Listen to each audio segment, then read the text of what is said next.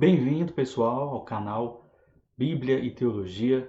Esse é o episódio 12 da série Reflexão. Estarei refletindo hoje sobre o seguinte tema: falsos profetas e falsos remédios. Essa vai ser uma reflexão baseada no que está acontecendo na atualidade das consequências dessa pandemia mundial, da bomba que estourou no Líbano, de tudo que tem acontecido no mundo hoje, qual tem sido a posição de alguns que se dizem profetas, mas não estão ajudando as pessoas, não estão ajudando a igreja. Tá certo? Então, não se esqueça de se inscrever aí no canal, siga aí nas redes sociais Bíblia e Teologia, no Facebook e no Instagram. Prepare aí sua Bíblia no celular, no tablet aqui, e daqui a 5 segundos começo aí essa reflexão.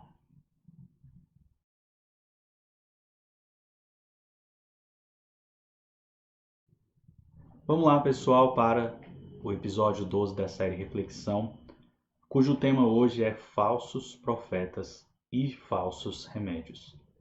Todo mundo sabe, como eu disse na introdução, da situação que o mundo está vivendo hoje, essa pandemia mundial do coronavírus, que nesse exato momento já matou mais de 700 mil pessoas no mundo, no Brasil mais de 100 mil, o que é a maior tragédia da história do Brasil.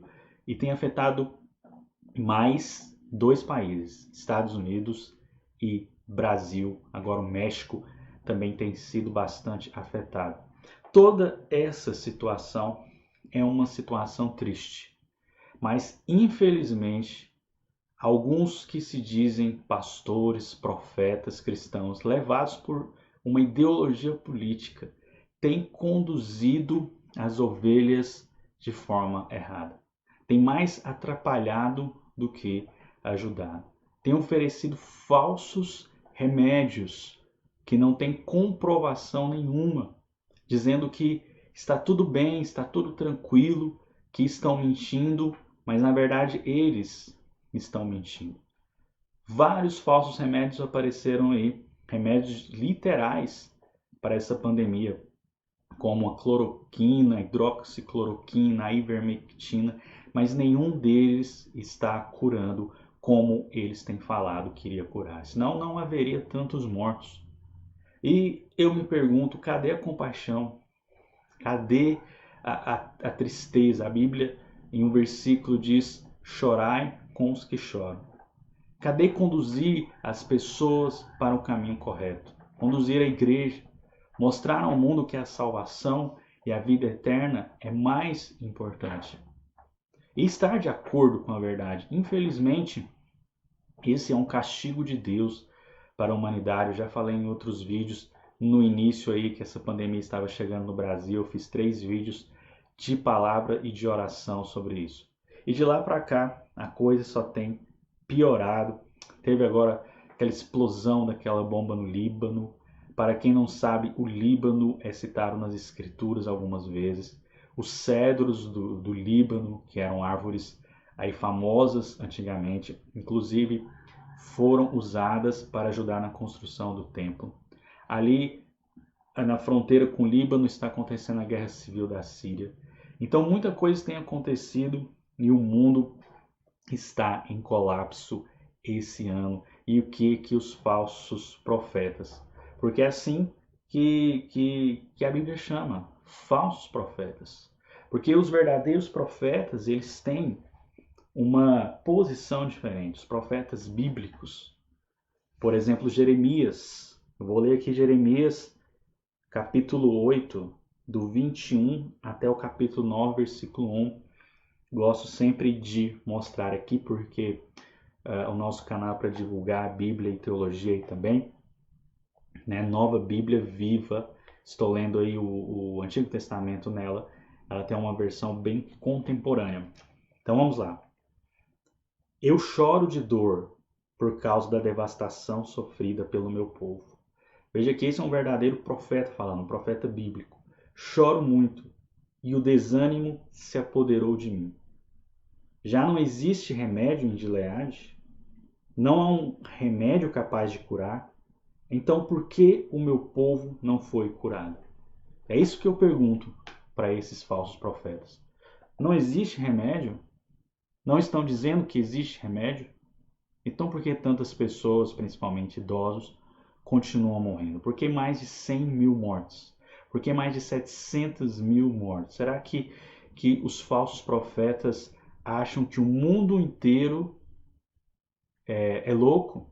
Acho que o mundo inteiro está errado e só eles estão certos de falar desses remédios? Aqui o profeta Jeremias está falando sobre Gileade, que havia ali como se fosse um centro de cura com bálsamo, ali as pessoas iam para lá para usar desse bálsamo. E ele pergunta, não tem remédio? Vocês não estão falando que tem remédio? Então por que meu povo não foi curado?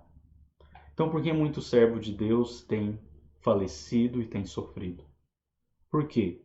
Então, essa característica dos falsos profetas, mas um verdadeiro profeta, olha só, capítulo 9, versículo 1. Há quem dera que a minha cabeça fosse uma fonte de água e os meus olhos fossem um manancial de lágrimas. Eu choraria noite e dia pela morte dos moradores do meu povo. Então essa é a característica de um verdadeiro profeta, de um verdadeiro servo de Deus, olhar o que está acontecendo. Clamar a Deus por misericórdia, por perdão. Isso é um castigo de Deus pelos pecados do mundo. E nós temos que clamar por misericórdia, por perdão. Não ficar divulgando coisas que não ajudam, que não curam. Ficar fazendo coisas, ir contra os protocolos, ir contra a proteção da comunidade. Isso tudo está errado.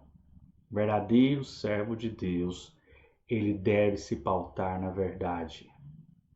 E muitas vezes a ciência traz a verdade, mostra a verdade. E nós temos que nos apegar, mas principalmente devemos chorar, devemos clamar a Deus. Sabemos que Deus é soberano, que é Deus que controla todas essas coisas. E devemos clamar por misericórdia. Devemos orar, chorar, lamentar, jejuar e pedir a cura. Sim, Deus tem, o Senhor tem a verdadeira cura. No momento certo, Ele vai dar um basta em tudo isso que está acontecendo.